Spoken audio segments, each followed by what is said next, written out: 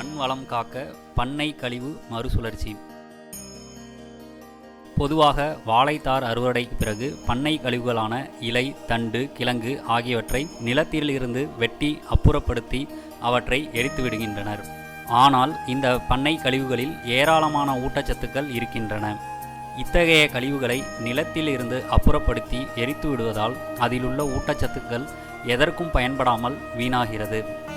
இதனை தவிர்த்து வாழைத்தார் அறுவடைக்கு பிறகு டிராக்டரின் உதவியுடன் பண்ணை கழிவுகளை அந்தந்த நிலத்திலேயே மடக்கி உழுது விடுவதால் அது நன்கு மக்கி அதிலுள்ள ஊட்டச்சத்துக்கள் அடுத்த பருவ வாழை சாகுபடிக்கு பயன்படுத்தலாம் என்று திருச்சி தேசிய வாழை ஆராய்ச்சி மையம் அறிவியல் பூர்வமாக நிரூபித்துள்ளது.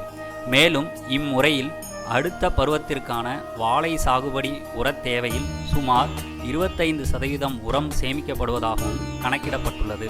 ஆகவே வாழை விவசாயிகள் தங்களுடைய வாழை தோட்டத்தில் இத்தகைய பண்ணை கழிவு மறுசுழற்சி முறையை பின்பற்றி பயனடையும்படி திருச்சி தேசிய வாழை ஆராய்ச்சி மையம் கேட்டுக்கொள்கிறது.